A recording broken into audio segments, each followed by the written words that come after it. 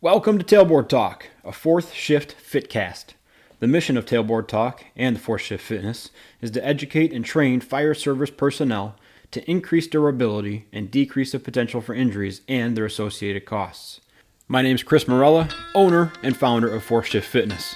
I'll use my experience as a personal trainer, strength coach, and 15-year veteran of the fire service to deliver tips, tricks, lessons, and information specifically geared towards the health and wellness of firefighters and paramedics. Each episode, you'll leave with immediate deliverables that will improve performance and resilience and keep you in the fight through your career and into retirement. Let's get into it.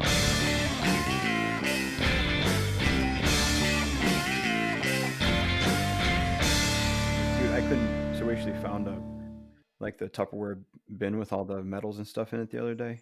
Yeah, And I put Post-it notes on them and kind of tape on them to tell me what it was. sure, I don't remember more than half of those things.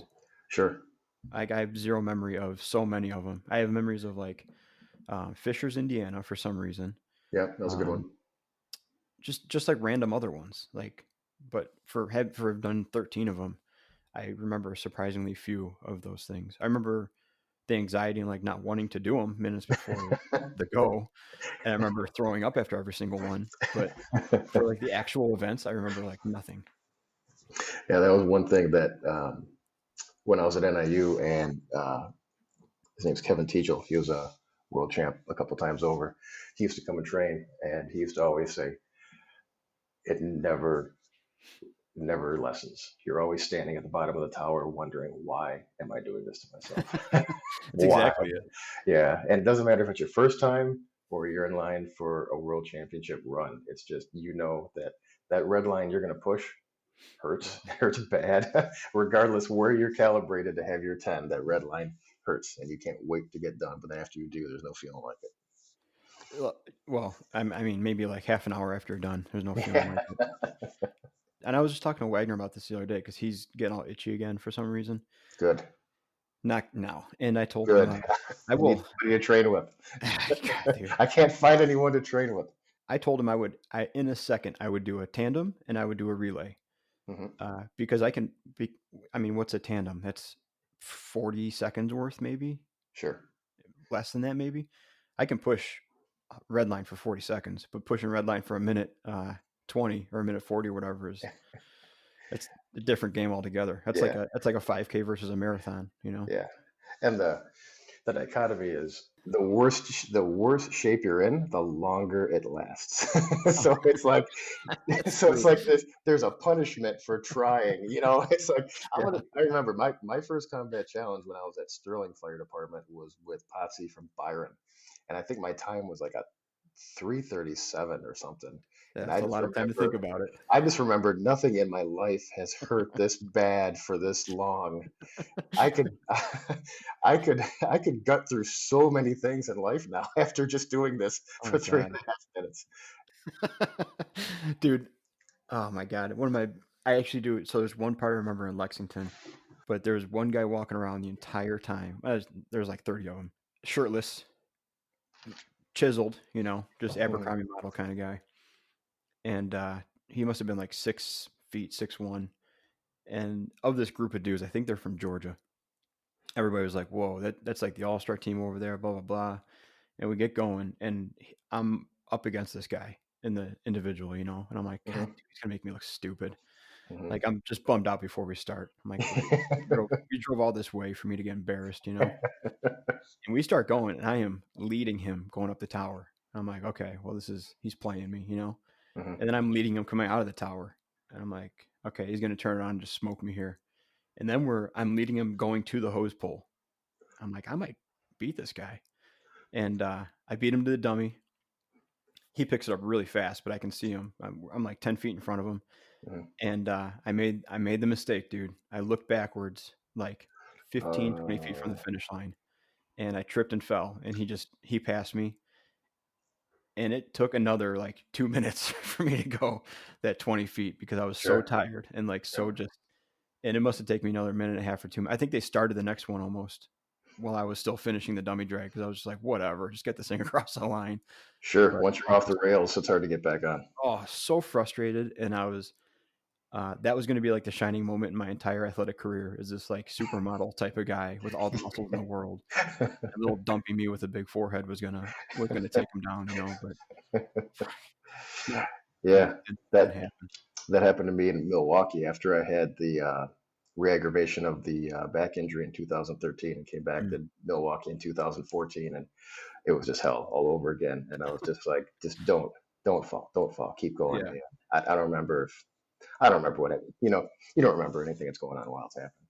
I it's just incredible, remember, isn't it? yeah, I just remember that the dummy was sliding a little bit. I tried to adjust so it wouldn't fall. I fell, and then it was just like a half an hour later, I finally got that thing across the finish line. Yeah, it might have been. It Yeah, might have been legitimately half an hour later. dragging him by his foot.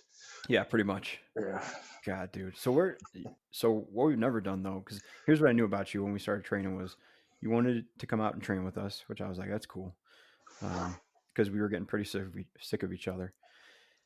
And I knew that you were a strength coach at NIU.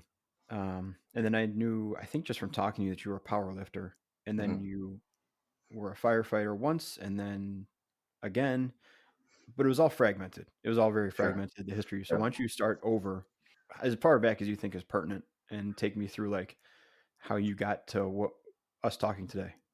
sure. Growing up, I'm from the east side of Detroit originally. When I was growing up, I had a speech impediment. I stuttered super, super bad. Hmm. And I remember sitting there one day with my mom. We're watching Conan the Barbarian, or Conan the Barbarian was on TV. And I eventually got it out. I asked her the question. I said, Mom, why does he never speak? And she says, because when you have muscles that big, you don't have to talk. Oh man. Sign me up. Light Yeah, bulb goes dude. off. So here I am, the kid going to elementary school, getting picked on all day, and just anxiety about everything because you can't even communicate because you're stuttering. And here, all I have to do is get big muscles. Let's do Mhm. this. So literally, she saw me filling my Star Wars AT-AT with action figures, trying to bench press and lift it up off the floor and put it up over my head. And she takes me to Sears the next day, and we get the Weider Junior barbell set, 2 4-pound sand-filled weights on each side, and that's literally how I started appreciating what strength training and weightlifting was. Wow. So for however many years, all the way up to high school, it was just working out, uneducated, undirected, just whatever we did in the basement. And then I was a lifeguard in high school, and one of the supervisors there saw that I was training at the local gym, and he's like, "What are you doing?" And I just, spewed out whatever was in the last issue of Flex or Muscle and Fitness or whatever. And he's like, "Well, you train hard, but there's no direction. Why don't you do something with some purpose? Let's do something with it." I'm like, okay. And in Romeo, Michigan, they used to have or they may still have it, the Peach Festival. There was a bench press competition. So here I am, soaking wet, 140 pounds, high school mat, and we trained for a bench press competition. And at the end of that summer, we went and I got my first trophy that wasn't just a participation ribbon or a medal from marching band. Hmm. So that was just epic that all these years I had been training, lifting to try to be good at a sport, and it ended up that lifting was my sport. How old were you when this happened? 16, because I Wow. had just drove, just got my license, just got a car. God bless your mother for pointing you in the right direction. I mean, that's a fantastic lesson. Yeah, that was profound. You don't have to talk as long as you have big muscles. Oof. Well, if I went by that logic, I'd be the skinniest guy ever because gladly it's not an inverse relationship with that connection. So that was your first one. Where'd you go from there at the age of 16? So at that point, I was hooked. It was find out when the next competition was, and over the course of I want to say 2 years, and pretty much between my junior and senior year, just started looking for local competitions. And Powerlifting USA was a real popular magazine at the time that has been published for a number of years now. But in the back was a calendar going out at least 12 months of upcoming meets. So you literally could look for a meet basically almost any weekend of the year as far as you were willing to travel. There were the YMCA competitions, the local competitions. There were so many federations you couldn't keep track of them. And you just had to say, all right, I want to train 8 weeks out, 12 weeks out, or my training cycle's going real good right now. Let's find something to hit next weekend, and you go from there. So The regular one was the Peach Festival. Started traveling down to Ohio, Indiana to compete in other ones. And my senior year, I forget which competition qualified me for it, but I got contacted by Team USA through the United States Powerlifting Federation for a Team USA trip over to Finland and Sweden. So Hmm. we went to Helsinki, Finland, and then we went to Stockholm, Sweden. And it was really cool. They had really cool sporting facilities over there and training institutes, and it was a real good experience. And then that kind of opened up my eyes to like, wow, I went from literally not having anything that had a sense of pride in, a sense of self worth, a sense of setting goals and working hard towards them and actually having it come to fruition. And now here's something I have that, it's not only healthy, it's not only something that a lot of people want to do and can't do, but it's something that could take me internationally to have great experiences, meet great people, and it goes up from there. It's pretty awesome, man. That's an awesome world that I was never exposed to. Truly, I mean, I was around lifting and athletics my whole life, but the thought of actually doing powerlifting was never even on the radar. I think it's a pretty special opportunity you got. Sure, it was, and at the time, you know, um, I grew up in a pretty good part of town with a lot of good influences as far as friends. But as far as myself, like I said, I was a little kid that stuttered and went to speech therapy and all that jazz. And it really didn't pan out well for me until I was in high school when I started lifting heavy. Hmm. And I actually made a correlation to myself when you're lifting, pushing the weight, breath control, keeping the heavy rep moving, to me, struck a chord with how speech worked. So the same way that you would push out a heavy rep and use breath control and keep the breath moving, I made a correlation eventually to when I used to feel like I was about to get stuck on a word. I'd slow it down, use my breathing, keep it moving. And I basically taught myself not to stutter strictly just through a correlation that I had with lifting. So you'd almost grind through the sticking point of a word the same way you would grind through the sticking point of a bench press.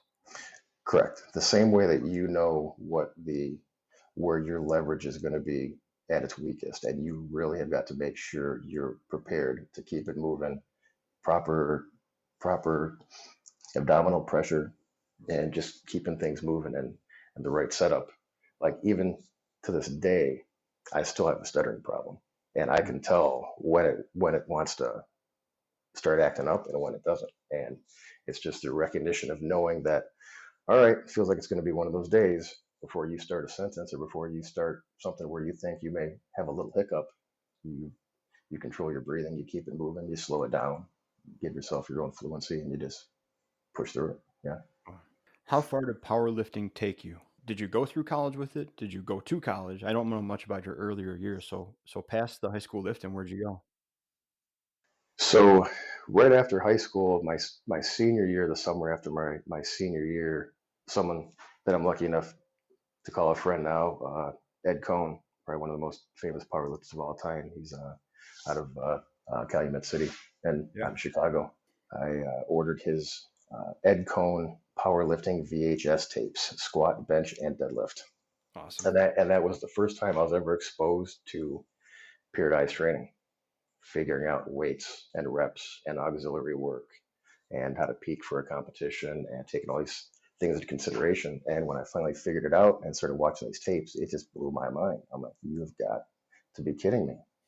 That the effort can now be put into this action with this science, and this is going to be the result. And I religiously watched those videos before every workout. Before bench day was the Ed Cohn bench press workout tape. Before squat Really? day was the Ed Cohn squat tape. Before deadlift day was the Ed Cohn deadlift tape. Yeah, did that for two Week after years.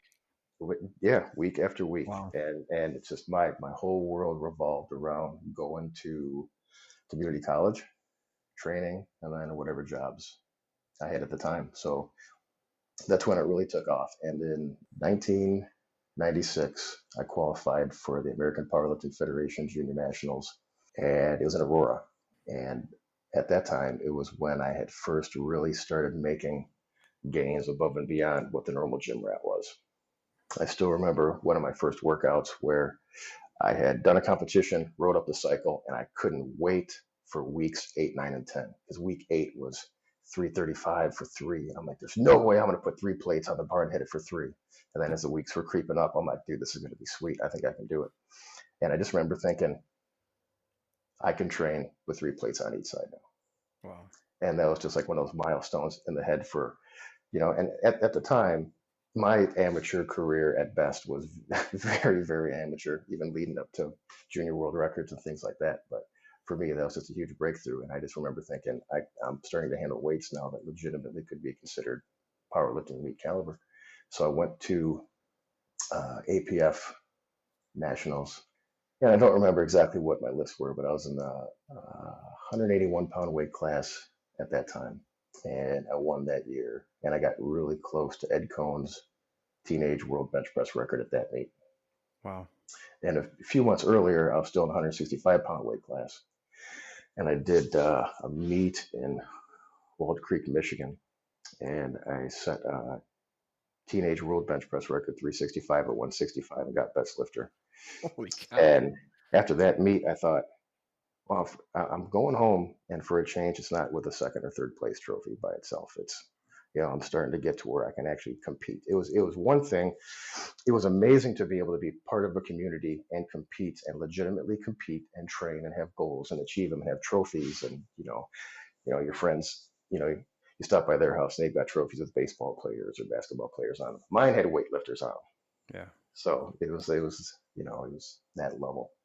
But after that meet, I thought, let's do something with this. So literally, life became just training, community college, and just training for the next competition. Were you training at a powerlifting gym? Did you have the right equipment, the right people around you, or were you using just generic equipment at the wire at the community college and then applying Ed Cohn stuff to it? I was training at a local gym that was around forever. Unfortunately, it dissolved quite some years ago after 2000. But there was a East Side Gym in East Detroit, Michigan. It moved around a couple times, and it was one of those hole in the wall, just blue collar, hardcore gyms where you went inside and the dumbbell racks started at 50 and went up to 150, and they had the powerlifting racks, and the place was just a dungeon. It was great. So that's where everything kind of found its foundation and grew from. And then when I started getting competitive, it had moved across town closer to where I was at, and I had some workout partners. And as they saw that I had organized workouts and they were working and I was starting to compete, I had a bunch of workout partners, and it was great. But then once I started competing and going to national competitions, breaking world records, I just knew that it wasn't from any fault of the guys that I was training with, but I just needed to hang around with big dudes that moved big weight. So I wasn't the top dog. I didn't want to get happy where I was at. So there was a Motor City Barbell Club that was around for a while. There was a lot of my friends that I'm still friends with that powerlifted at the time. Started training with them at a gym called the Weight Station, and that helped immensely. I mean, you're not just in a gym now that's hardcore, but you're in a hardcore gym now. You're surrounded by everybody that's bigger than you and stronger than you, so you had no choice but to get stronger. Wow. Yeah, and that turned out really well. And see, it was 97. I went away to college at Western Michigan University, and my top priority at that time was setting up the weight room in the living room and trying to organize a powerlifting team. Perfect. Yeah. So put the flyer out at the rec center that was embarrassing at first. You could tell I didn't have much of an education at that time. It said, "Think you're strong, prove it. Join the Bronco powerlifting team." And I spelled your Y-O-U-R. So all around campus was everybody writing apostrophe R-E at the end of my sign. Yeah, but anybody who was strong and didn't pick out that mistake is the kind of person you want. Come to your Exactly. barbell club. Like Yeah. if they just bring the flyer with them, like I saw this and I love it. You're like, oh, you're my guy. That's who I Yeah, want. exactly. Yeah, perfect. Yeah. So at that time, made some real good friends while I was there, and they've all gone on to either be strength coaches or one of them started his own strength equipment company on the West Coast just relocated to Las Vegas, and it was a blast because again, here now I'm pulling from a population of college students. Most of them were at least of the mindset that they were goal oriented, want to go, they wanted to achieve things higher than just the norm, and stick that out there in the rec center. And I had a good group of 4 or 5 guys, and the occasional woman wanted to come and train for a meet, and it was a good time. While I was there, we won APF team championship with 4 guys. And so, how many years were you competitive? And was that leading up to your junior nationals, or where are we in your overall career of powerlifting? That led to what right now in the timeline we're at Western Michigan University, so I had the powerlifting team working at a local gym. I got a sponsor. I was working at a gym at the time. A real good friend of mine, Jamie, and his wife Tracy, owned a gym in town, and they had a client came in that was a friend of Jamie's family, and he was an older gentleman. He was in his 60s, and he said, "Yeah, I got an ankle graft, a knee transplant, and my cardiac doctor says I might have some issues going on. He wants to train me." And at the time, I was I was his only personal trainer with liability insurance through the NSCA. Oh, So geez. he's like, Matt will train you. Wow. So, and him and I ended up being really good friends. But at the time, I was training for the 1999 World Championships in Graz, and I was late for one of our appointments because I was out trying to pick up scrap metal to help put additional money towards my trip. And I remember going to the gym, and he was just livid with me. And here's a guy, he's a self-made millionaire, owns a company. So you imagine he sits on top of the, hierarchy, like the guy in charge, obviously. Hmm. And he was a little angry with me. And he's like, why are you late for the appointment? I said, well, I'm scrapping metal. I got a competition. And at the time, we had a very surface level professional relationship. It wasn't really a get to know you very well point in establishing a relationship. So he pulls out his wallet. He counts a stack of hundreds or 20s, whatever he had. And he goes, I don't think I have enough. He goes, how much do you need for this trip? And I go, well, airfare is probably this, and squat suit, bench shirt. And he goes, just give me a number.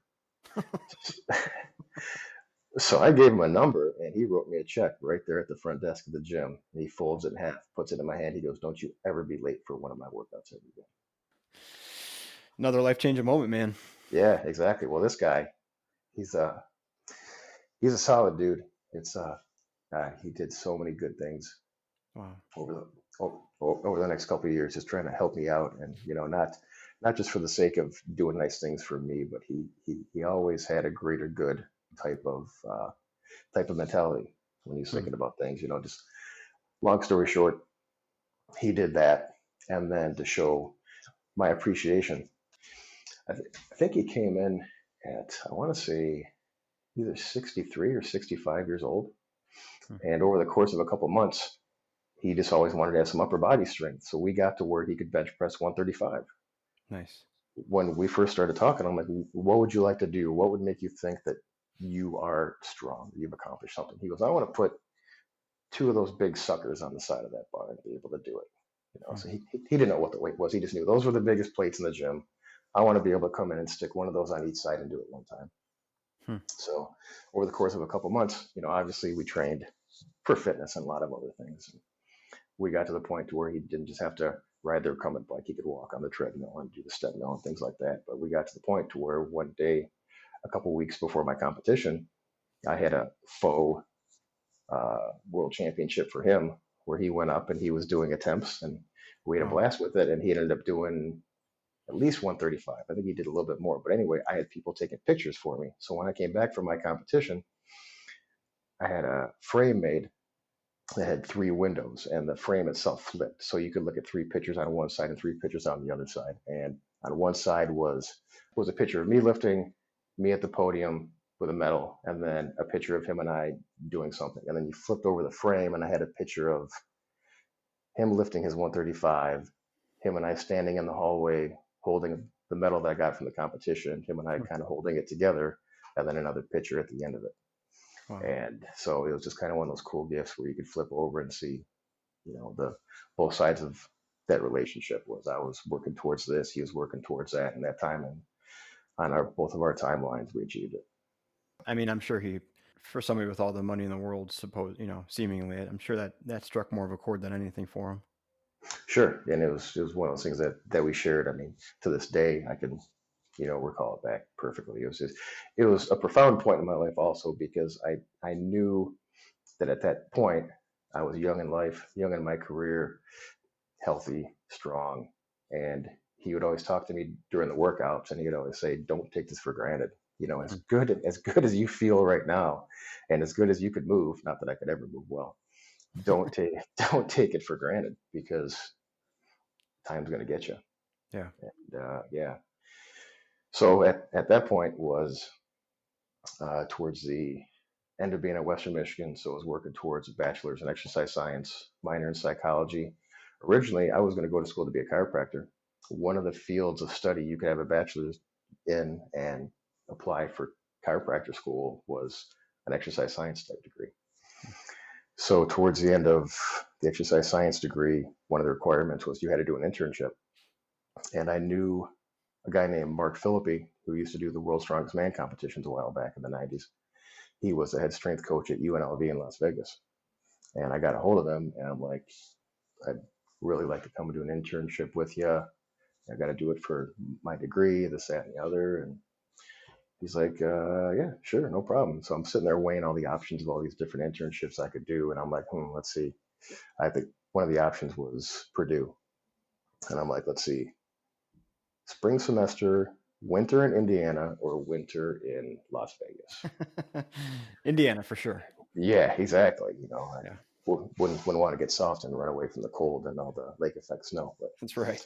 yeah, so that it was just opportunity after opportunity. And again, Wow.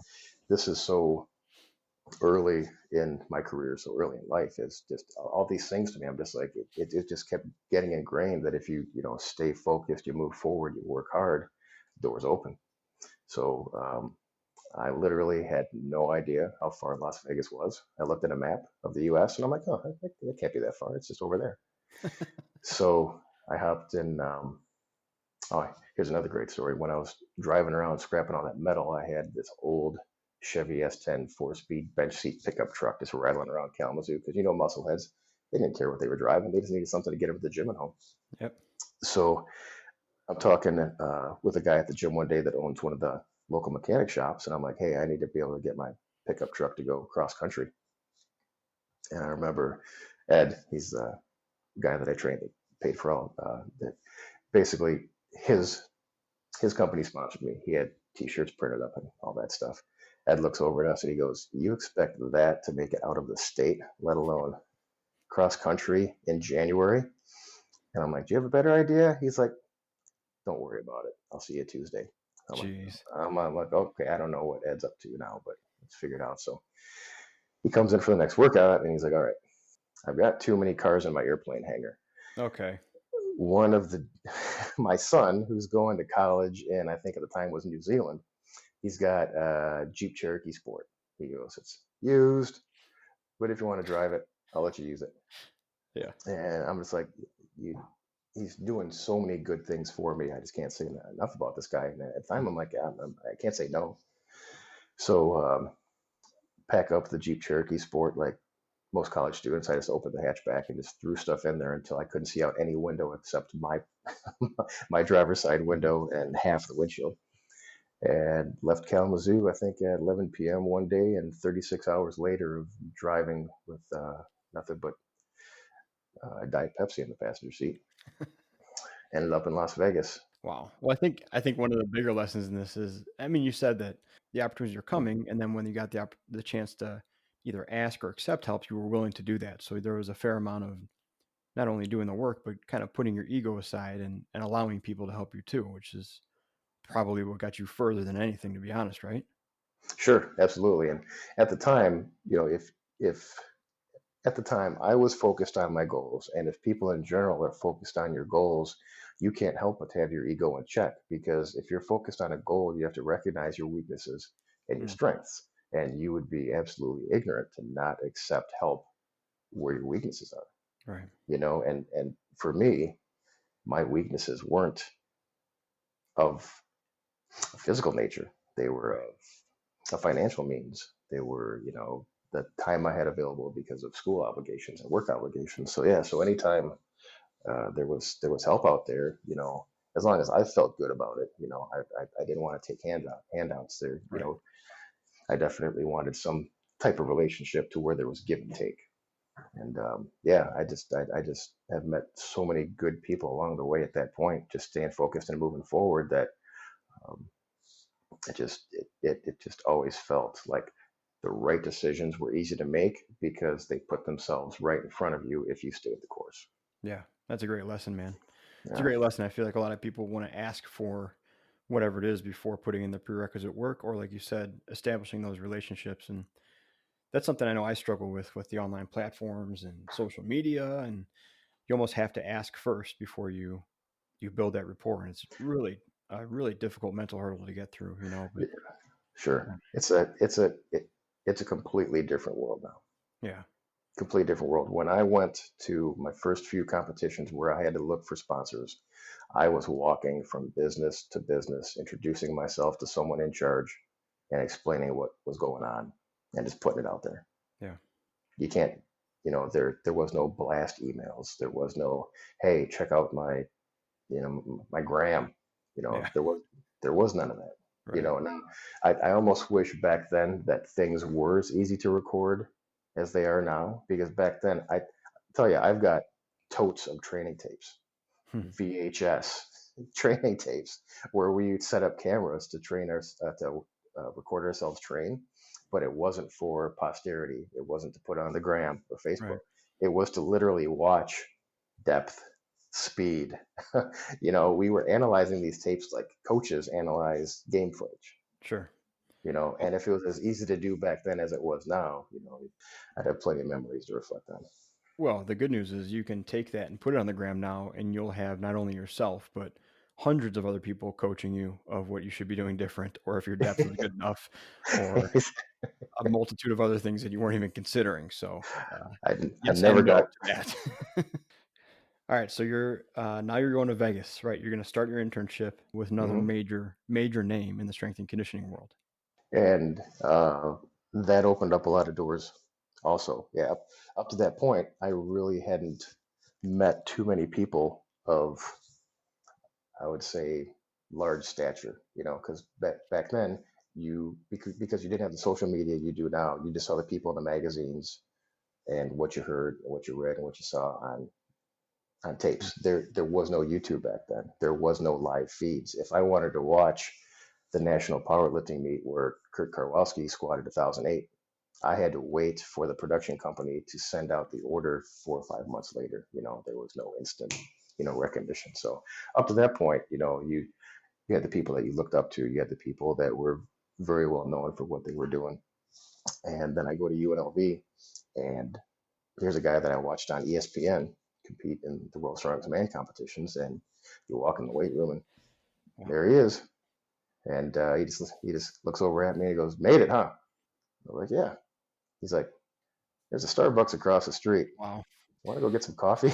It's like, "All Yeah. right, this is how we're gonna roll." So, but yeah, that was a great experience, and that was one of those situations where I, you always heard it growing up, but I really put it to practice there, mouth shut, eyes and ears open, because he trained professional. I mean, he was a well-known strength conditioning professional in Las Vegas before strength conditioning was a very Hmm. well-known, very well-publicized career. So he had professional boxers coming in, professional athletes coming in. U.S. women's hockey team came in there when they were on tour one time. We got to work out it, and I got to spend some time with them. Charles Paulquin stopped by often. Got to meet and talk with him a couple times. Bill Kazmaier did stop by. Great guy. He's got some great stories. But this whole time I'm there, and every day I would come in, and I don't know if it was Las Vegas or the opportunities I had in front of me, but I didn't need sleep for those 3 months. It was like I've got a 3 month internship in Las Vegas training at a Division I athletic center designed by Mark Philippi, ran by Mark Philippi, and I'm an intern doing anything he needs me to do, but I also have access to ask him anything I want to know. And if I don't, oh, I could just ask Charles Palquin or Bill Kazmaier. Man, it is just it's incredible. I mean, it's incredible. And Yeah. yeah, I mean, keep going. I just want to hear more about this experience because I mean, those are. I'm sure you've noticed it too that strength and conditioning coaches in general are some of the most approachable and most open, like quote unquote celebrities ever because they didn't necessarily do it to become a celebrity.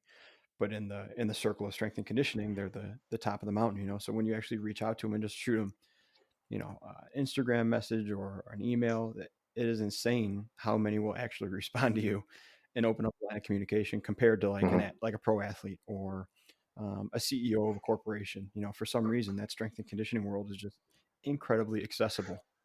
Sure. And I think that says something about the mentality or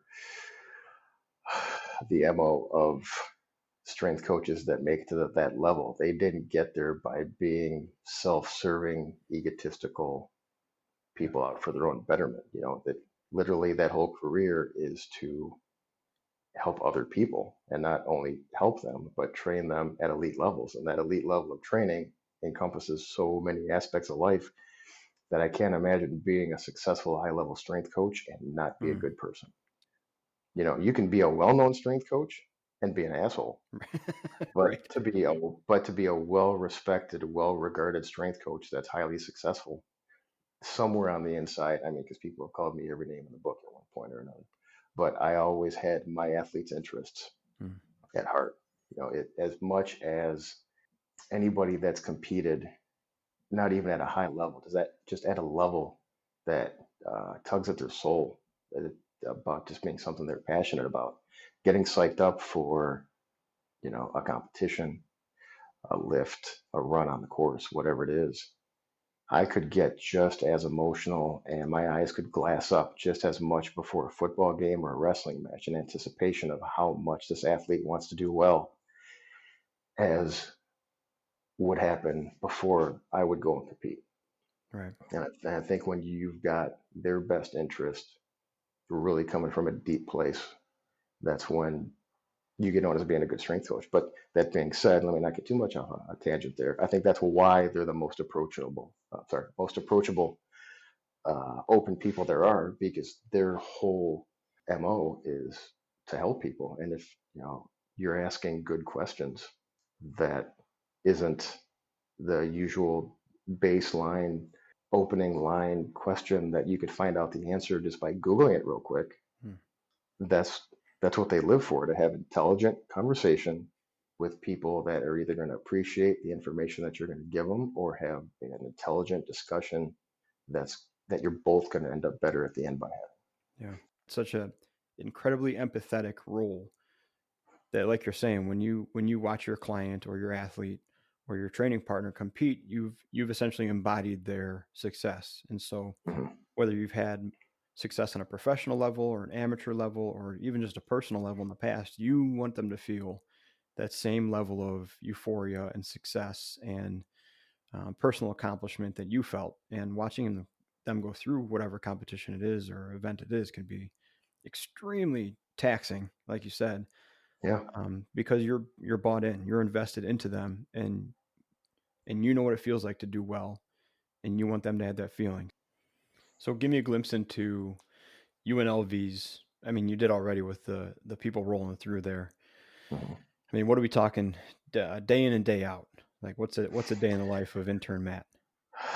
The internship was at the time like most bachelor degree internships, where it was 12 weeks, 12 or 16 weeks. It was your last semester, and you had to keep daily notes of what you were doing. And I couldn't copy papers on the Xerox machine and write stuff down fast enough. And the file cabinets were just workouts from this team, that team, and the other, and this guy. And at the time, there was a basketball strength coach there.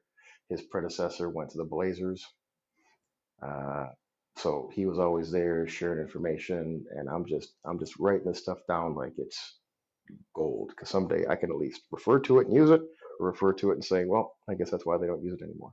But At the time, I had never known 6 a.m. workouts, Hmm. so it was new for me to wake up at 5, be there by 6 for the early morning workouts, and like usual, they'd usually clear between 7 and 8 because classes started around 8. So you'd have the late morning lull, and every morning I'd walk across the street to Starbucks. I'd get 3 ventis of the day, black, 1 venti of the day, bunch of cream, bunch of sugar for the other assistant, bring it back, and we'd sit in Philippe's office. And while he's talking about the day, I'd be looking at the wall, all these posters and articles about him, and Atlas Stone in the corner of the office. I'm just like, this is surreal. You don't have to pay me. Just let me come back here every day Yeah. and live somewhere. I'll sleep under the stairs. Give me a place to shower. Let me train here.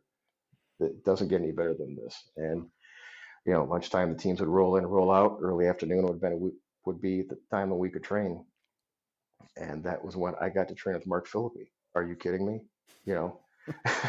So here's a guy. One of the powerlifting articles that I read and looked at his program was him deadlifting an 805 at the USAPL Nationals or Worlds a couple of years before. So, whatever I was, deadlifting was 3, 4 sets out from his work sets. But having people there that strong, and one one thing, it was good to see that they were humans, Yeah. because one of the things you see sometimes, and I spoke about this recently with a friend of mine that wrote one of the books that I just keep reading over and over again, is he had asked me what makes his book better than these other books that I said I didn't like as much. And I said, you can relate to your book. And the fact that I could sit there with Mark Philippi and have conversations with him and hear that it was hard for him to get out of bed this morning too, Hmm. to hear that yesterday didn't go good, today's workout needs to be adjusted, or there's a competition coming up and this, that, and the other, whatever the factors were, they were human factors, because you see these athletes and it's like social media now. You only see people's bests. Right. You don't know their worsts. He was a real person. And when we would go outside to flip tires or do Atlas stones or log presses or whatever we were doing for the day, first of all, are you kidding me? I'm in Las Vegas doing an Atlas stone tire flip workout with Mark Philippi while everyone is back in Michigan walking through 2.5 feet of snow. Yep. Yeah. So at this point, the experience can't get much better. Yeah. And we're just having great conversations almost daily. And sometimes I'd ask goofy questions, and he had a really good way of giving you a really stupid look really quick, but then Mm. getting off of it and answering your question well. And they used to like to tease me because one of the things that I did often when I still lived in East Detroit was I used to drive down to Columbus and train with Westside Barbell. So I did that a handful of times early in my powerlifting career as I was starting to make gains and actually get competitive. When everything was said and done, I ended up beating one of their guys. So he used to tease me a lot about going down to West Side. He'd be like, "Hey, what does Louis think about this? Or what does Louis think about that?" And That's I'm like, awesome. "Yeah, it's funny because for the most part he was, traditional periodized training. If anything that I can say that I got from Mark Philippi was work ethic. Hmm. I'll guarantee to this day, because people don't change at this deep of a level. He's one of the hardest training dudes ever, Hmm. bar none. And I had came there for my internship right after he had his first knee injury. He was doing I think it was they were doing the car flip in Malta, and they covered the course with sand so you couldn't see the boards they were propping their feet on. Hmm. And he slipped in sand. The car flipped back on him, and he had his leg bent behind him and popped his patellar tendon. Oh. But when they went in and reattached it, they wrapped a cable around his humerus and his tib fib at the length that was the maximum allowable stretch for the patellar tendon while it was healing. Hmm. So he would literally be working out, and you could hear the tug Oh. when he got end range. Oh. And when he would be doing leg extensions for PT afterwards or whatever, you could hear the tug, or he'd be like, "Here, come here, feel this," and you'd feel the cable get tight. It was surreal. But that also taught me that you can come back from catastrophic injury, and that it's mindset, and it's where are you refocusing, where are you working towards. And unfortunately, a few world's strongest mans later, he blew his other knee doing the Conan's wheel. Mm. But it was lather, rinse, repeat, and that work ethic to me was it just it it didn't speak to me.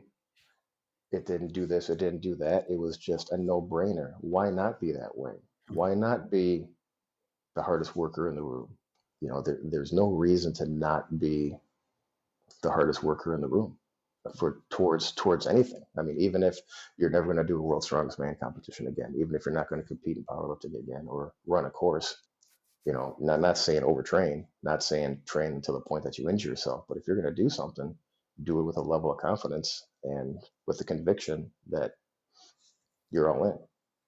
And that's just always how we trained. And I just during those 3 months, I just worked as hard as I could, to learn as much as I could. And at the end of my internship, Mark Philippi really threw a monkey wrench in my life's plans. Ed, the guy that owned the optical company that sponsored me, he was actually talking with me about building a corporate fitness center for me to come and run.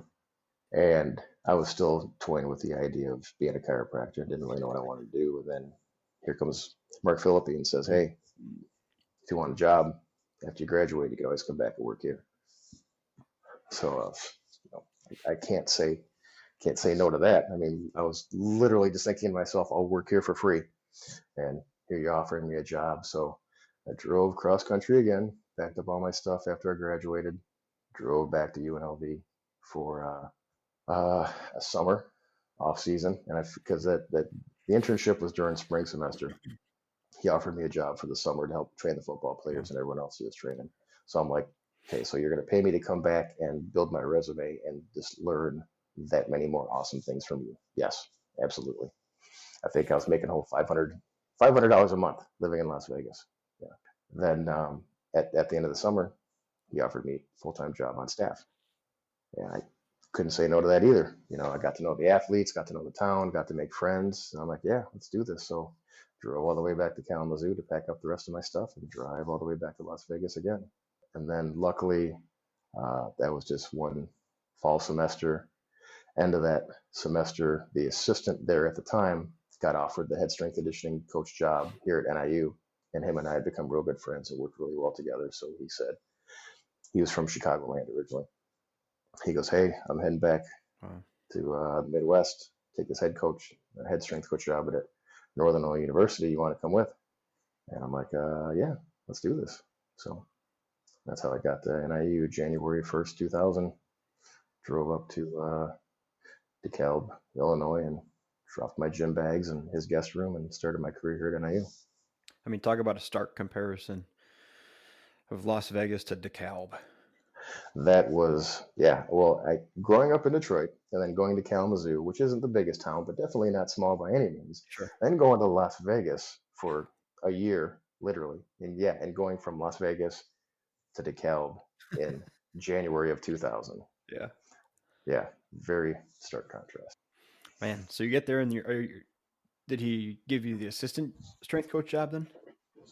At the time, the son of Dr. Squat, Fred Hatfield, was an assistant here under the head strength coach that just left. So let's make another connection. Let's meet Dr. Squat, Fred Hatfield. Yeah. Yeah. And not only that, towards the end of the internship at UNLV, Mark Philippi got me in contact with Ed Cohn. And I remember calling him one night and talking to him on the phone. And you want to talk about just starstruck, stuttering, I don't know what to say. I was like, I like your videos. Yeah, you're right. I watch it every day. Yeah, I'm stronger now. Yeah, that was great. So finally got to come back to Chicagoland, and he was here. So at the time, the plan was to let him finish out his contract, and my boss at the time wanted to start to kind of incorporate his own staff, hire his own staff. And when we came out here, the weight room or the strength conditioning center was an old basketball gymnasium under the concrete west stands of Husky Stadium, which is now the wrestling room. So I was I was lucky enough in 2006 and seven to be able to design and build the Jordan Center strength conditioning room. But for those 7 years, we were in an old basketball gymnasium that had carpet Oof. and old gymnasium. I don't even know what kind of lights they were, but they were the kind that when you first turn them on, they're like light green and they turn yellow and eventually they turn white a few hours later. Yeah. But literally in the summer and spring, Monday morning we would come in and take wire brushes to the bars because rust would have formed on the bars over the weekend because there'd be so much moisture. Jeez. Yeah, there wasn't very good ventilation there. But yeah, it was a stark contrast not only from Las Vegas to DeKalb, but from the facilities we had at UNLV to what we had here. Right. Yeah, it was walking into a big challenge, and that's probably where the first time um, I started to let my own training. I don't want to say suffer, but I didn't want to waste this opportunity. Hmm. And to me, if I put training on the wayside for a little bit, I would be able to get it back. Right. At least it was how I was thinking, and eventually did. But so for the first year or so we were here, training, training kind of took a back seat. It was basically him and I. So it was two coaches, and really in college strength conditioning, I had 1 year of experience. So except for just knowing programming and things of that nature very well, I did not have much experience actually executing the duties of strength coach, organizing the weight room, organizing the flow, uh, being a people person, talking with coaches that didn't see your way. Hmm. And so that was a year of adjustment. And so, what was your total tenure at NIU? So I was at NIU from 2000 to 2008. Okay. And those were probably some struggling times in the beginning of it, just as from a football perspective and a sports perspective, right? When I had got there, Coach Novak had been back for a couple years as the head football coach. Hmm. And I want to say the biggest struggles at the time when I came back was facilities, recruiting. I mean, basically at the time, and it's been so long since I've revisited talking about these things, but NIU wasn't known for being really good at too many things in athletics. Right. You know, coaches used it as a stepping stone, to get into college athletics and then left. Athletes would come here if they couldn't get there or whatever. Hmm. But I remember when I came here, I really got along with Coach Novak and I really admired him as a coach because everything he said was along the same lines of things that I've heard along the way from coaches that I knew to be successful and just good people. Everything he wanted to do, he wanted to recruit from this area. He wanted to find athletic department support from this area. He wanted to build up pride and achievement for this area. But yeah, at the time, I mean, we would have groups of recruits coming in and we'd be driving around campus on Husky buses and the top of the seats would be ripped open and coaches would be pulling wads of foam. Like, really? This is what we're driving recruits around in?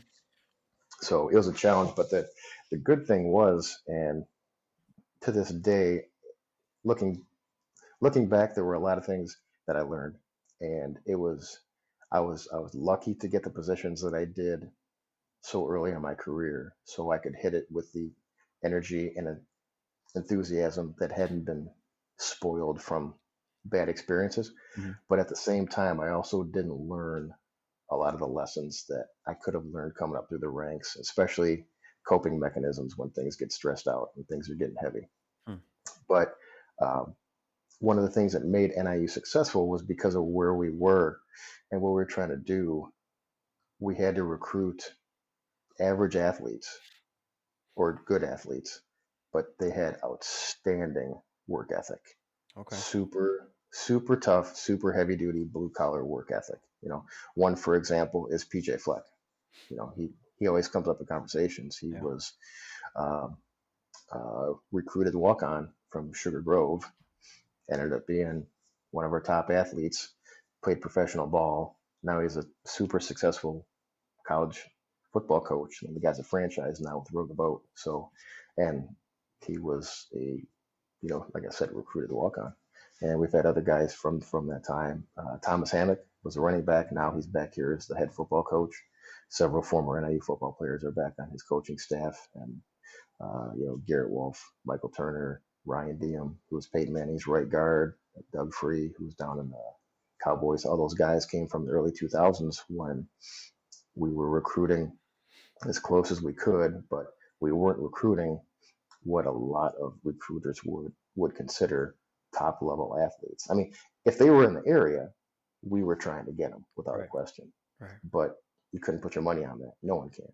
So what we had a good knack for attracting and recruiting was good athletes, but unstoppable work ethic. And it was a perfect time to have that dungeon monstrosity of a monster factory weight room with myself and my assistant at the time, Brian. We were both 25, 26 years old and wanted nothing more than to be successful strength conditioning coaches. So 12, 15-hour days, we had smiles on the entire time doing this.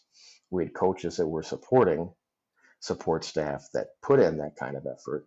And, we were 10-2, 2001, 10-2.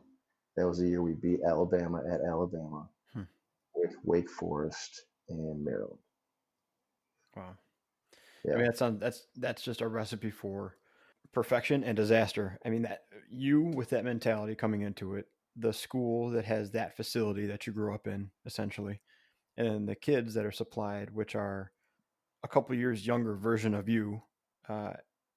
What more perfect of a place besides working out in UNLV? But what more perfect of a place for you to start your actual professional coaching career? Absolutely. I couldn't agree anymore. And by the end, by when was it? The season of 2001 was when I took over as the head strength coach. And I couldn't have been more happier to have that opportunity. Some things happened here. Some people got released, fired, whatever you want to call it. And I just went in to the athletic director and I said, all I'm asking for is a shot. We don't have, the resources here are at such a state of rebuilding right now that I feel myself and the assistant there at the time, we can do this. We're not going to come in like some big name coach that's going to demand a new facility and this pay and whatever. We'll take the pay that we're already given. We got the facility that you've already provided for us before our arrival. Let's just do this. Give us a shot. So they made me the interim head strength coach for a few months, and then when the contracts rolled around in July, they offered me the head strength coach position. And I was just like, let's do this. Wow. And how did you ever want to leave that then? Or how did you transition into the fire service? Well, like I said, 12, 15-hour days, myself, one assistant. Like most people that are overly grateful to be in a position, they don't ask for more than what's given. And it came down to, I want to say the season end of 2003. Yeah, end of 2003, beginning of 2004. Pretty sure it's the year we went to the Silicon Valley Bowl, if I'm not mistaken. And I just remember at one point towards the end of summer training, prior to that season, we had come in from conditioning one group, just started the other group through their warm up, and had just broken the huddle after explaining what the workout consisted of that day. And at the time, the old basketball gymnasium didn't have offices. I had a closet that used to store the hockey net and balls and whatever paraphernalia they had in there. But there was kind of like you see in like a lot of fitness clubs. They've got the raised platform with the half wall to where when you're sitting at your desk, you can't see ahead, but if you stand up, you can see over the wall. They had that right by the front door when you walk into the gymnasium. I walked up there and sat down. I was sitting there, elbows on my knees, head looking down at the ground, just exhausted. And I looked up slowly, and across the platform was my assistant doing the exact same thing. And he just looked at me and shook his head, and I did the same thing back. And I go, something's got to change. We're grinding. And so it was like 2 years of 6 or 7 days a week, Sundays going in just to play catch up and play setup for the next week. I mean, it was 7 days a week year round, and we just got burnt out. And it got to the point where when we were told we had the bowl game, it just hit flat. There was no emotion. I didn't feel achievement. Workouts, I loathed looking at the squat rack, looking at the bench. We had just worked ourselves to a point where there was no joy left. And at that point, I felt like we were still doing our job, but our heart wasn't in it. And I remember going up and talking to Coach Novak one day about the programs and workouts we were going to do before going to the bowl game. And he just looked at me and he said, "Are you all right?" And I said, "No, Coach, I'm fried. I don't know what's going on." And he goes, "Why don't you go talk to somebody?" So I was struggling pretty bad. And so I went, probably the first experience I had going and talking to a counselor, about, you know, depression or whatever else is going on and stress effects on people's mental health, and ended up getting some help. And that actually led to me, when I got invited to go talk to classes throughout the semester about strength conditioning as a career and everything, that would always lead into a talk about, if you need help, it doesn't hurt to go talk to a mental health professional. If you're grinding, if you're starting to feel like things just don't matter, that's not a sign of weakness. The biggest problem I had with what was going on is, how could I ask for help? How could I be feeling this way? How could I not be strong? I was literally the head strength and conditioning coach. This big waddling powerlifter dude. Everybody's watching me squat X amount of weight, bench X amount of weight, going and doing these competitions here and there. How could I be in a position where I felt weak, where I needed help? This is probably one of the first times in my life where the help and the opportunity that I needed, I didn't want to take. I just couldn't admit this to myself. And it wasn't until I went and got some help and kind of cleared that up that things opened up. The clouds kind of parted, everything kind of went away. But when I used to go around and talk to classes, I became the biggest advocate for mental health professionals for about 2 years. Every time I went around and talked to all these classes, but it was that grind, because at that point we had achieved success with our athletic programs, and because of that, a lot of those coaches moved on to bigger programs just because that was their MO from the jump coming in IU. And athlete recruitment, we started getting the higher talent, a little bit lower work ethic athletes. You got a lot more of the pushback of, "I never had to work this hard before. Why do I have to do it now?" type things. Yeah. And over the course of the years, it went from a very tight, we're in this together, family type environment to a very athletic business feeling environment. And when I had to go into the athletic director every semester with a head coach and justify to them why I want to do what I'm doing with the programs, or why I'm not doing the same program as Notre Dame, or why won't I do this conditioning program that this coach brought from whatever university. I would have to sit there and, almost like I was trying to, defend a PhD, I would have to sit here and justify all these programs. And so not only are you putting in all this time and effort, evaluating the athletes, testing the athletes, coming up with programming, making it work time-wise, scheduling, working with them on recovery, nutrition, taking into account conditioning, strength training, corrective exercises, putting it all together. And then now you have to go in and try to explain these programs to the entry-level intellectual that wants you to justify why you're doing what you're doing, because that's not how they did it at their old school. That started to get really old. So it got to the point where around 2006, I was at a staff meeting and I literally said out loud to some people that were sitting by me, "I would rather run into burning buildings than sit here with you people anymore." Perfect. So So another light bulb goes off. The first one when I'm 5 or 6 years old about Conan the Barbarian. Here's another light bulb because at the time, Kevin Teagle, who I had mentioned earlier, for years came and trained in my facility. He was the Cal firefighter that did the combat challenge, and he used to always say, "You would do really well being a fireman," and I'd be like, "That's awesome, but I got my dream job. I'm good." And I'd hear horror stories about the ambulance and everything. But no, I'm good. And other guys from other fire departments would come in and train with them, and we'd always sit there and talk. And I always thought, I'm getting along with these guys real well, and their job sounds pretty cool. And yeah, one day I was just sitting there in the staff meeting, and I was just like, I would rather run into burning buildings than do this anymore. So I knew the end was coming. I was either gonna find another job at another school, but that to me that wasn't really an option at the time. Like I said earlier, there were some things that I didn't learn by becoming a coach so early, and one was the strategy of looking for jobs at other universities that sound appealing because your situation may change. I enjoyed being part of a rebuilding process.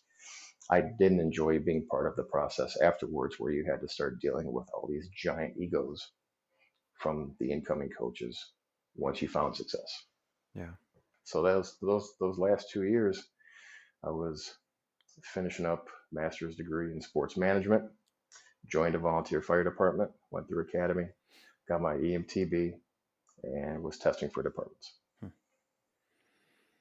Wow. And you touched on really quickly a pretty tough lesson of, yeah, you could have went and looked for another job somewhere, but realistically, for how perfect that situation was when you got to NIU, the chances of recreating that would be almost impossible, almost as impossible as the first time it happened.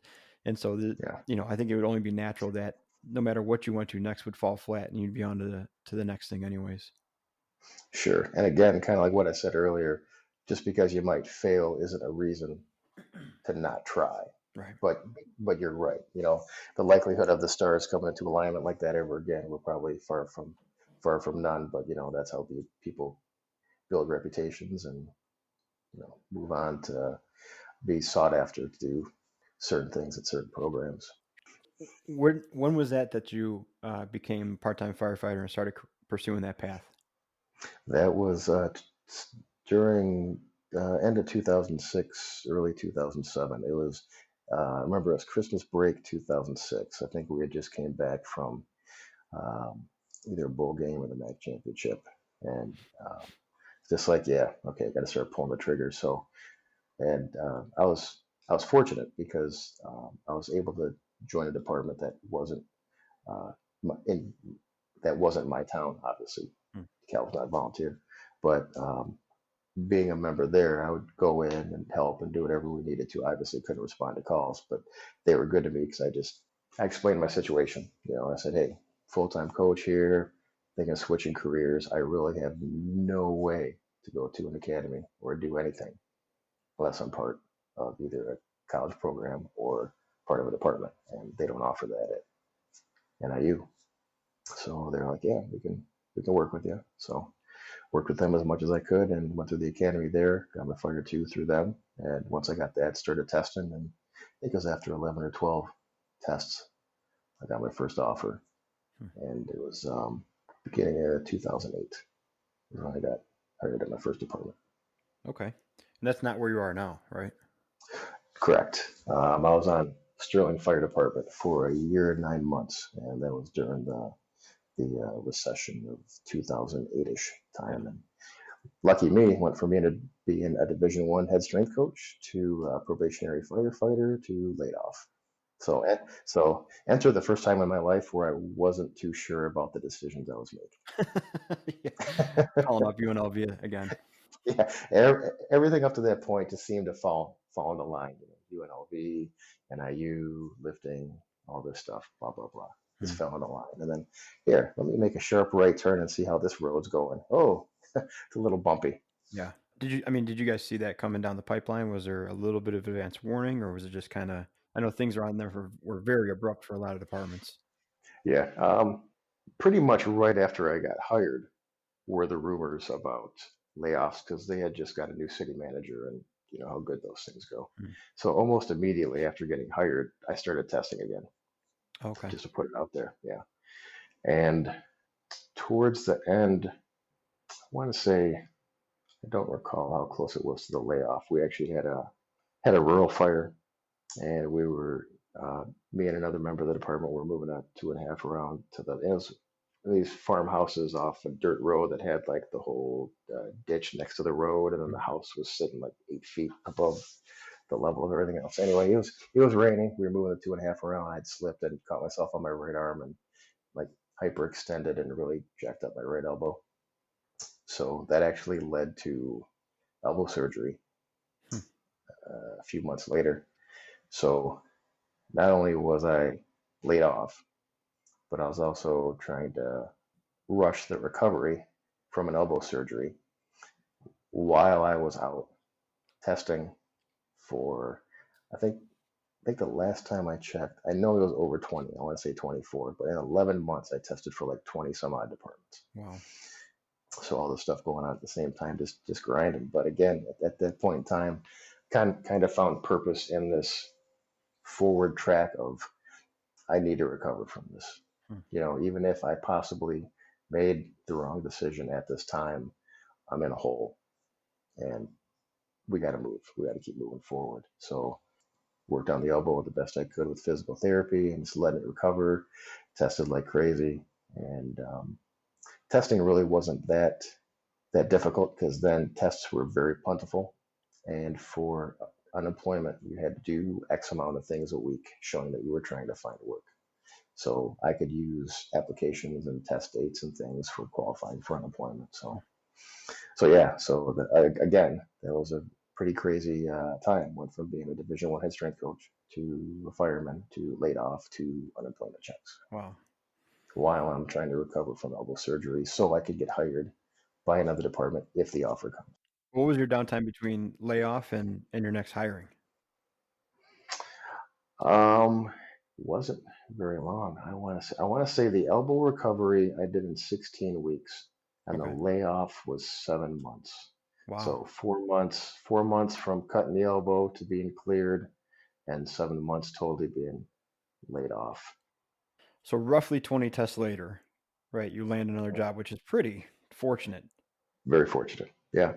Some of the tests, I mean, you can imagine after one offer comes in, they all start coming in. But Mm. one of the tests I went to, there were 650 people sitting in a triple wide gymnasium of a high school. Yeah. People were looking for jobs, so you had to try to be towards the cream of the crop. And again, that was another opportunity for me to be competitive, and I was eating it up.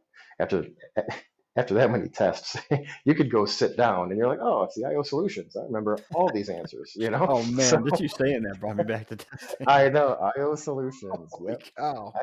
I can still figure out the train moving at X miles per hour over this distance, how long it's going to take. Those questions drove me crazy. I was gonna say you count the teeth on the gear and tell me which way the third one's gonna turn. Yep, exactly. And the Beautiful. hooded guy in the purple sweatshirt walking away from the warehouse with the smoke coming out the second story window. Holy cow, man. That's awesome. Funny Wow. how those things imprint in your memory and never leave. Holy cow. So okay, now So this department, the one that picked you up 7 months afterwards, that's the one you're still at today. correct, Algonquin, Lincoln Hills Fire Protection District. Yeah, and that just timed out perfectly to where right when they were offering me was right when I got cleared from the elbow. Wow. So it just worked out really well. And that's what I mean, not exactly right then, but that eventually led to us becoming training partners. I mean, that probably the biggest accomplishment in your career was showing up to the training tower at my department and dragging a dummy on the asphalt for half an hour. Oh, you mean training with the 2012 Grand National Championship? Not a big deal. Not a big deal. Yeah. Not a big deal.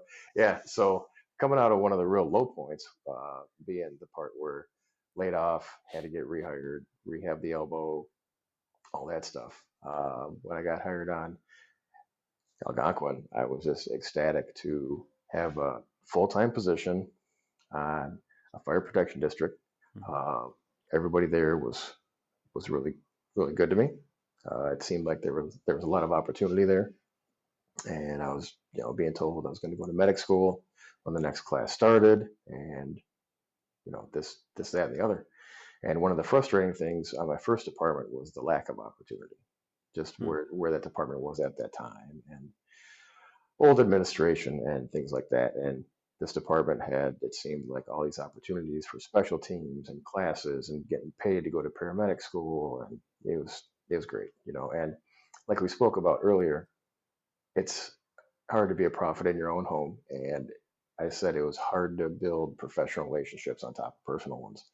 Well, at this department, I was coming in as the former strength coach, a guy that got laid off, fought to earn his way back onto a full-time department somewhere. So a lot of the relationships that I built when I first got there were pretty solid because they figured I wasn't just another slappy that went to every consortium there was, and my name just came up in the drawing. I was Hmm. really clawing uh, to get my way back to a desirable position where I was gainfully employed in a career that I really wanted to be a part of. So towards the end of that first year was probably one of the first times I ever really felt personal loss when um, I lost one of my Rottweilers, or my uh, matriarch of my Rottweiler rescues. For a while now, I've been rescuing dogs, namely Rottweilers, Rottweiler mixes, and it was the first time I'd ever lost one of them. First time I ever had to put down a dog. Hmm. So I just kind of went to kind of a sad spot for a little time there, and a little bit of self pity and just loss and all those things you feel when that happens. And a friend of mine had an online health and wellness program, just geared around wellness, just learning about nutrition, reorganizing life, recalibrating things, and getting back at it. So at the time, I was um, out at a station that the call volume was lower than the other ones, and just had a lot of opportunity to meal prep, work out, and focus on medic school. So during that first part of the program, it was a 20-week program. It was like one of those fitness boot camps. Dropped 45 pounds in 20 weeks. So I went from a fat mat to a not fat mat.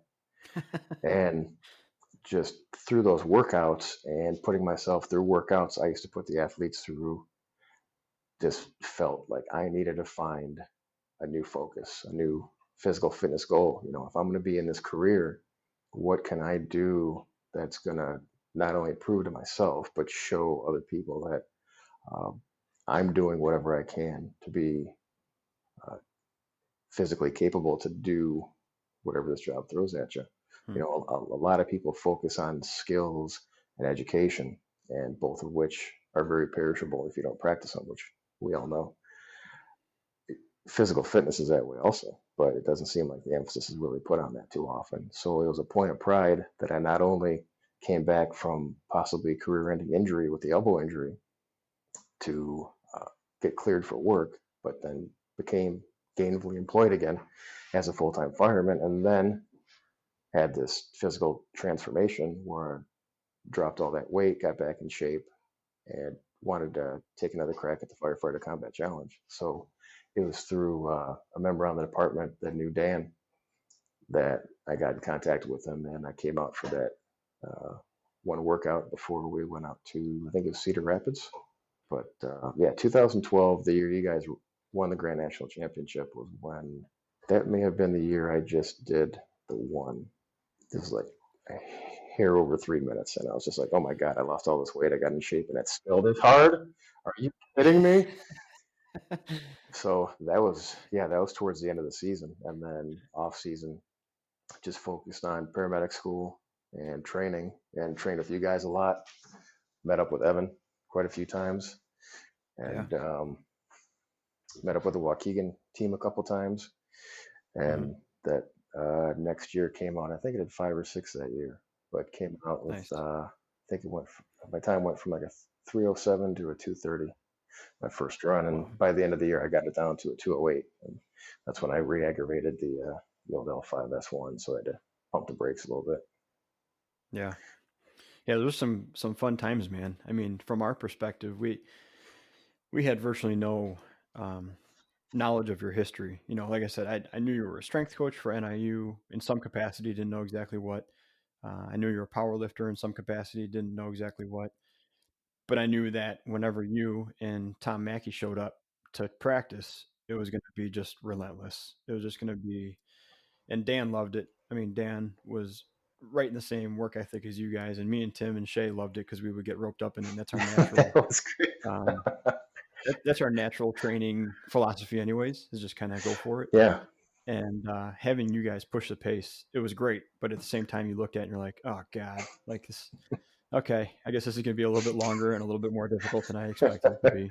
Yeah. And like I said, amazing times and awesome things that came out of it. But yeah, every single one of those days was like, God damn, like you just knew that you're like, okay, it was like the one more game. You're like, okay, we'll do one more. Yeah. And you get done with that one, and we're all sitting there like half vomiting. Somebody was like, well, maybe just like one more. And you're like, all right, I gotta go. This is it. It's noon. Okay, we started at 8 a.m. and it's noon. I'm leaving. Yeah, that was a good time. The hair just kind of stood up on the back of my neck a little bit thinking about, yeah, that's out there at the tower. Yeah, Mackie would show up, and I always liked to, uh, joke around with Shay because he was the other big dumb animal out there with me. And, yeah, it was a good time. And yeah, there were two gears. It was stop, not your turn, or darn near self-destruct. But it Yeah. was it was good, and that was the intensity that I was looking for again in my own personal performance, where I found that performance-based value in myself. And it went from previously the one rep max in a powerlifting meet of whatever the weight was, and the psych up and the lead up and the completion of that to now something that actually looked athletic. Mm. It wasn't just go pick it up, put it down. It was, hey, let's do something. And oh, by the way, while you're doing it, you're wearing the stuff, you're on air, and being even that was one thing that I really thought was solid about the combat challenge. If you go and you finish the course, you're part of it. Mm.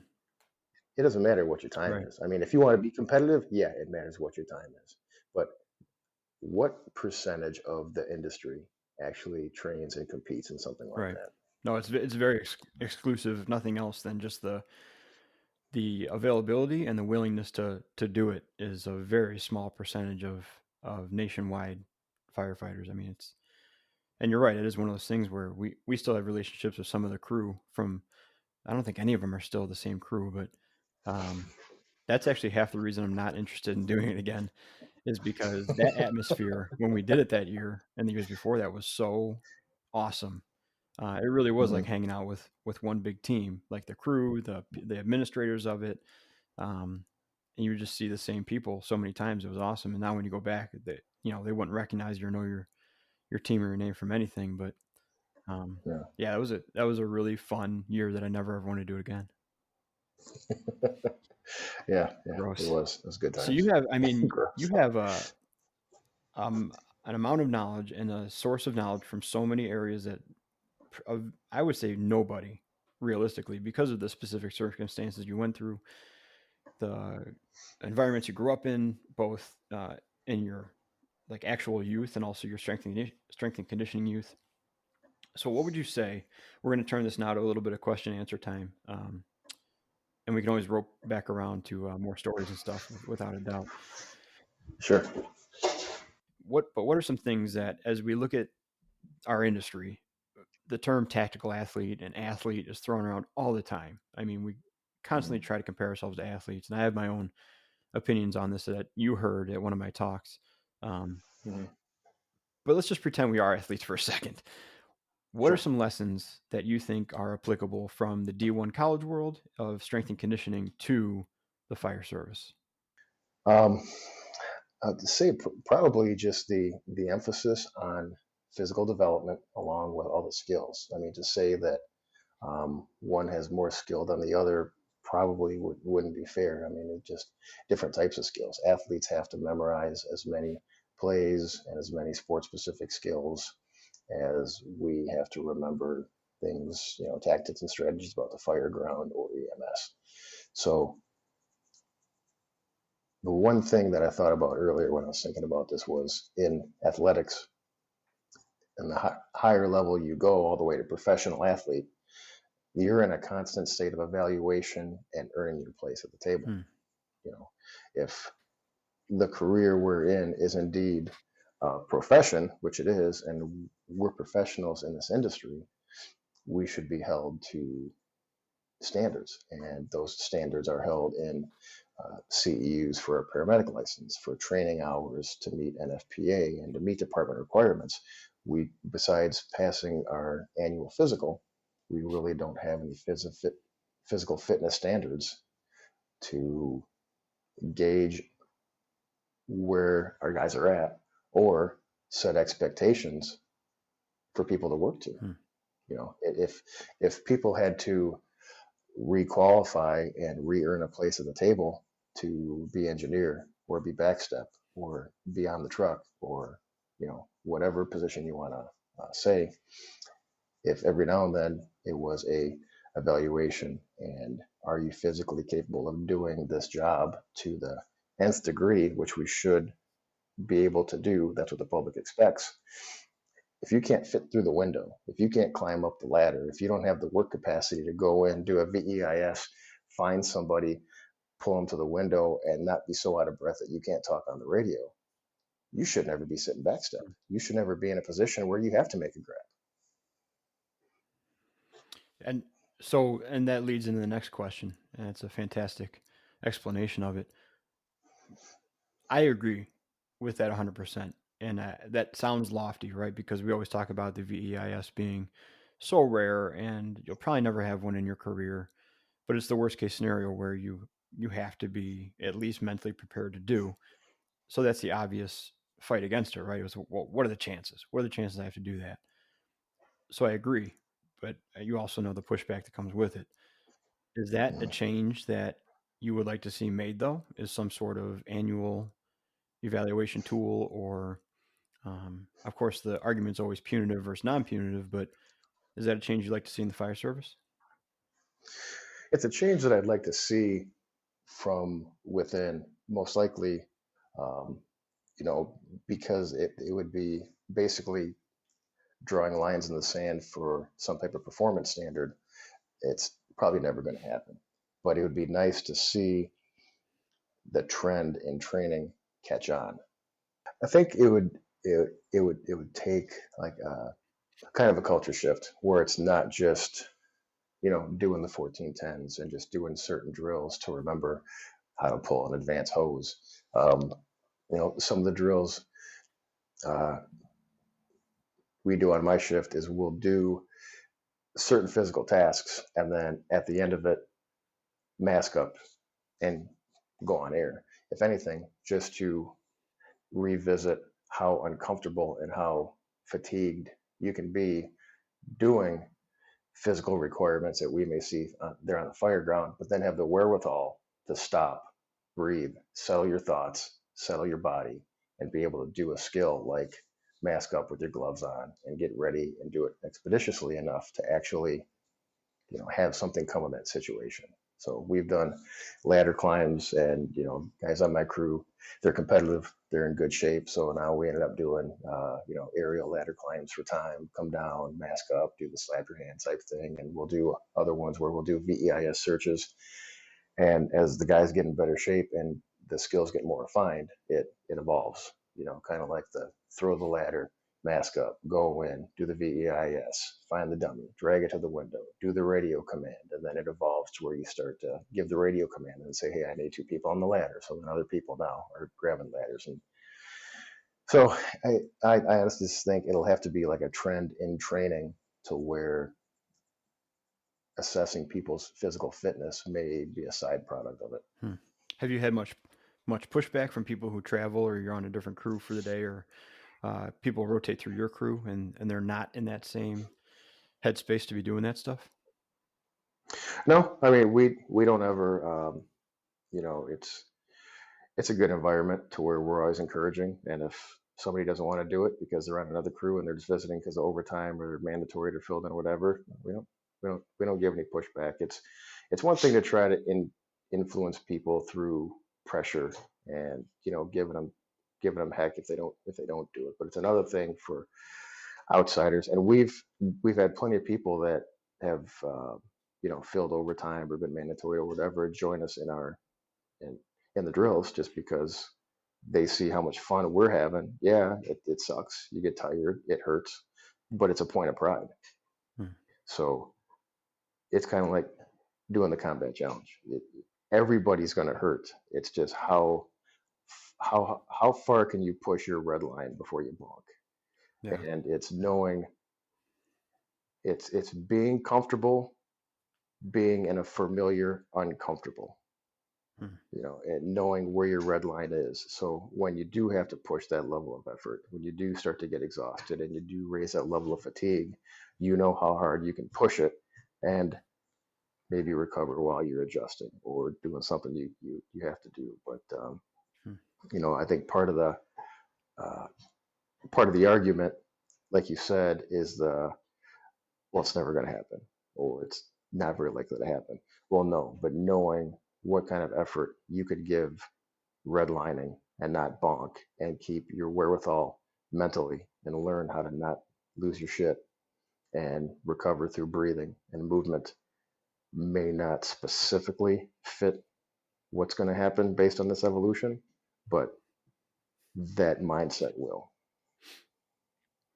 And it's the ships rise with the tide, right? I mean, that's usually my comeback or my rebuttal for that comment about it. Well, it's never going to happen, or what are the chances are? What are the things that we do most often, and how would you feel if you were more physically able and more comfortable to do those things day in and day out? We don't have to look at the extreme circumstance every time. Mhm. We can just say, what if your baseline was that much better that the things they're taxing now, if they're a 4 out of 10, what if they were a 1 out of 10 because you were Mhm. that much better? And the high intensity training, like you're talking about, can get you that result.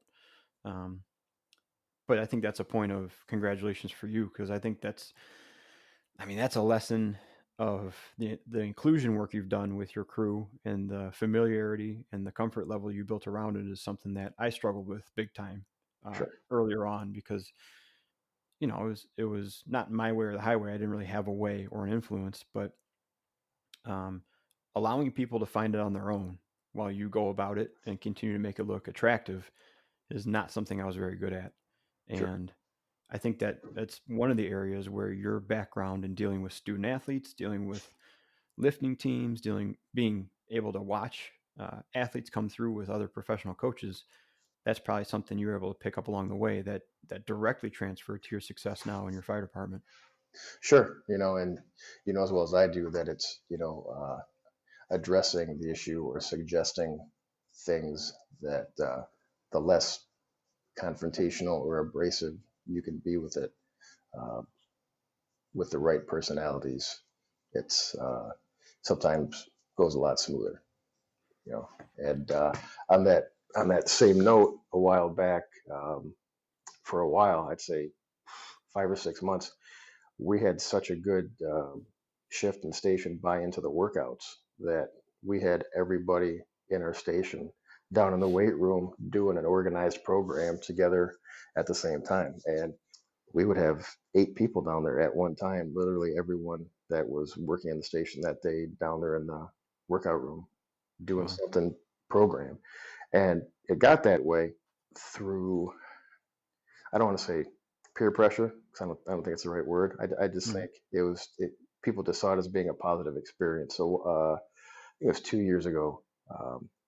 Really good friend of mine that's on my crew. We went to Red Under Fire, and you hear stories about Red Under Fire and how treacherous it is, and all that stuff. And we were looking forward to it because he was creeping up on 40, and I had just crossed over 40, and I'm like, yeah, we gotta do something just to not feel old. So we uh, we started working out when we were getting off shift, getting up and doing variations of the leg crank workout I got from you guys back in the day.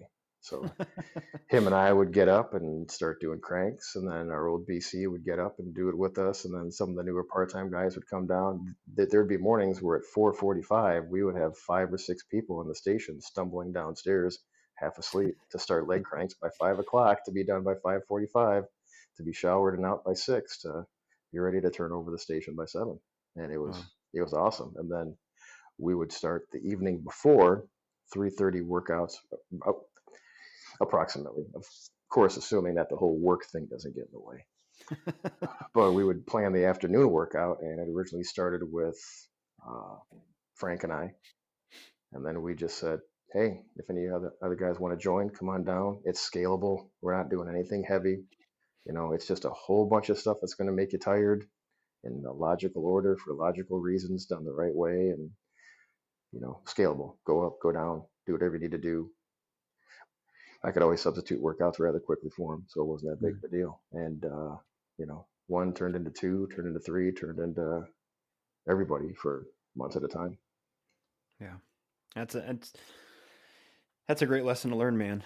I'm talking personally, especially as we've become so isolated recently. But as this thing starts to open back up again, to kind of restart that with a new approach to it, I think is going to be really beneficial for a lot of people. Sure. What is there any final lesson or final thing that you like to give your guys, or a way that you would end your team meetings that kind of wrapped everything up? I know it was all week to week dependent and class to class dependent, obviously, but um, is there anything you want to leave us with as a general notion? At the time that I was coming up and learning the ropes with powerlifting and getting competitive, Michigan, specifically like the Metro Detroit area, was one of the places to be as far as where you want to compete and the quality of the competitions that we put on.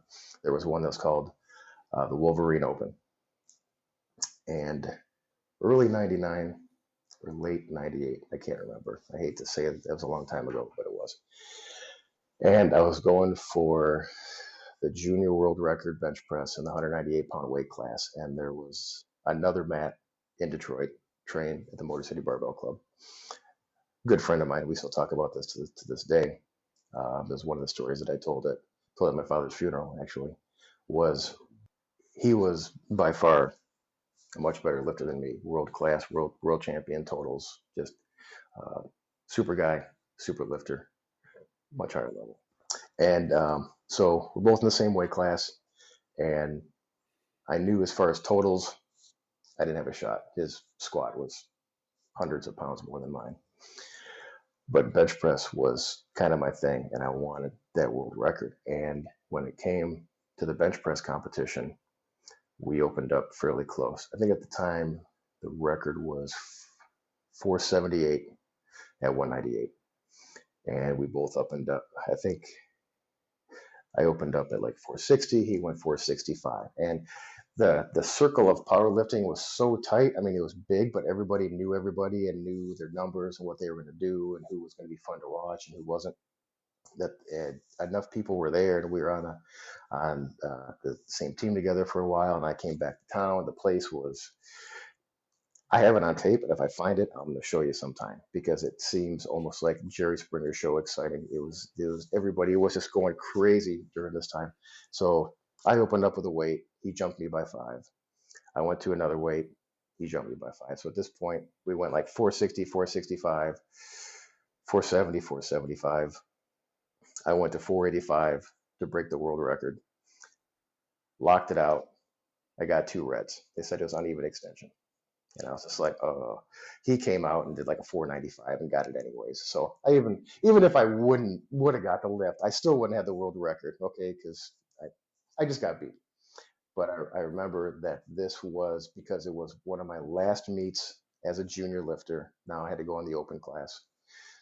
I had literally trained for years at one point just wanting to compete and then compete at a high level. And then, oh, I can win stuff. Hey, I can set world records. Finally culminating at this one meet. I just remember I was devastated, like crushed. So of course I go back in the warm-up room and like all big tough guys do, just weeped through stuff.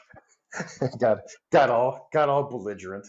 And the other guys that were there from the powerlifting team from Western were just kind of like, let's just let this pressure release for a while before we try talking anything into them.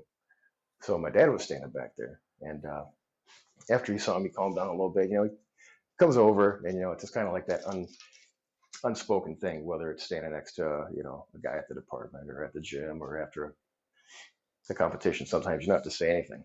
It's just the acknowledgement of what just happened. And hey, I am physically showing you through body language that I'm here for you, but I'm not letting anything come out of my mouth because nothing is going to be right now. And I remember he looked at me and he goes, well, sometimes your best just isn't good enough, son. And at the time, I didn't take it the wrong way, but it sat with me for a while, and I thought about it, and it was one of those things that you have to accept. But that's no reason not to give your best, not to go 100%, not to go full speed. And he didn't say it in a way that was, quit crying, quit being a baby, or this isn't that big of a deal. It's only a world record attempt. He just said it in a way that sometimes dads take the tone. Hey, it's all right. He was acknowledging that I did my best, left it on the platform, but in life, sometimes your best just isn't good enough. And I used to tell that to all the athletes at NIU at the beginning of the off season and towards the season. And I'm not saying this as an excuse to not win. Don't even try to confuse that. But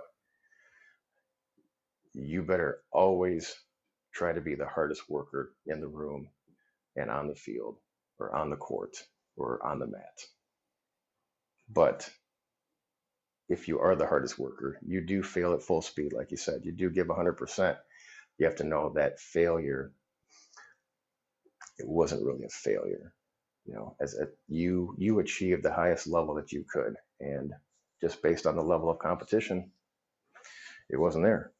But that's not a reason to not give it your best effort. And if there's one thing you can be known for, you may never be known for being the guy that made the grab. You may never be known for being the most aggressive truckie or backstep or the best lieutenant or knowing the name of every instructor down at IFSI because you took so many classes. If there's something you can be known for, be known as being the hardest worker in the room, and that you'll never give up on your people. It's powerful stuff, man. That's powerful stuff. Yeah. Bring it all back to the people, and just like every great strength coach, you make it about everybody else but yourself, right? So I think that fits perfectly with your story and fits perfectly with everything you told us. And thank you, man. Thanks for Yeah, man. everything. I mean, thanks for pushing us in 2012 and defeating us morally and physically, so we could go out and do fairly well, far too many times. Thanks for your friendship, and then most importantly, thanks for today. I can't wait to see what's in store for all of us as we go forward, me, you, Annette, and the rest of the people we talk and hang out with. I think that we're really entering a pretty cool time in the fire service when it comes to strength and conditioning and networking and physical fitness and overall wellness. So I'm pretty pumped for the next couple months and the next couple of years, especially. So Matt, if the people want to get a hold of you, where should they find you on social media or your email? What do you want to give them? Email would be the best right now. I really don't have too many ways to get in contact with me. That's kind of by design. But you could just email mangum1@comcast.net. That's one of the ones that I use that just doesn't have a nice, long, complicated email address to it. And it's spelled Mangum. Everybody has ever called me Magnum, but it's spelled Mangum. So mangum1@comcast.net, and I'll be looking for it. Awesome, dude. Thanks again, man. This was awesome, and I'm excited to talk to you. Aside from this, and then back here again in the future, no doubt. Sure, absolutely. It was great.